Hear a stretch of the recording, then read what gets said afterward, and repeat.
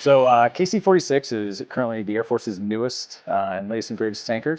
AR as a whole is one of the great capabilities of the Air Force, right? So it's what differentiates us from most of the other Air Forces all throughout the world. When having that tactical capability to put our assets downrange anywhere at any point, even if we're not necessarily geographically located there, is a huge warfighting capability and something that truly makes our Air Force great.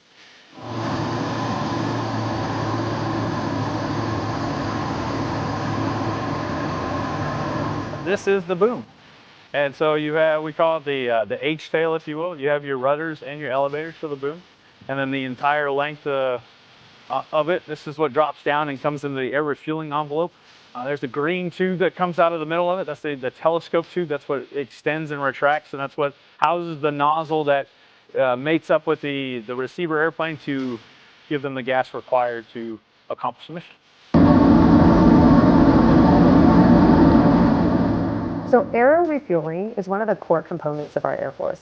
It allows our aircraft that don't have that much fuel to fly for much longer durations.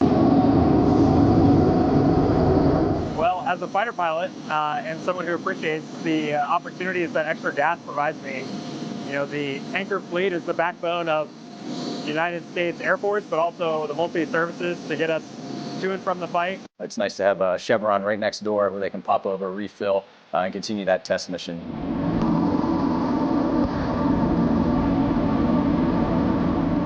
Aerial refueling frequently takes place at night, which is when there's a large operational need.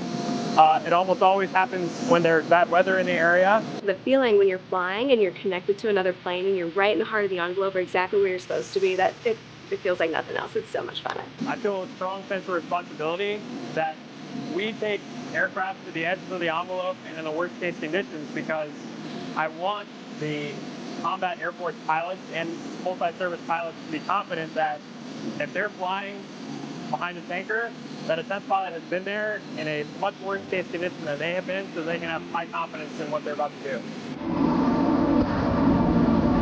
We are looking at prototype cameras for the new RVS 2.0 on KC-46.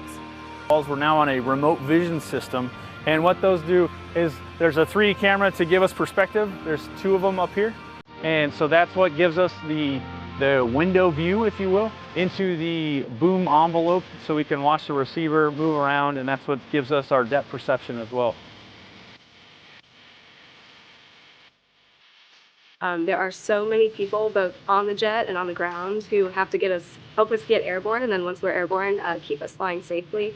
We have the whole team of Boeing contracted maintenance, and they get the jet ready, of course. They, send us on our way.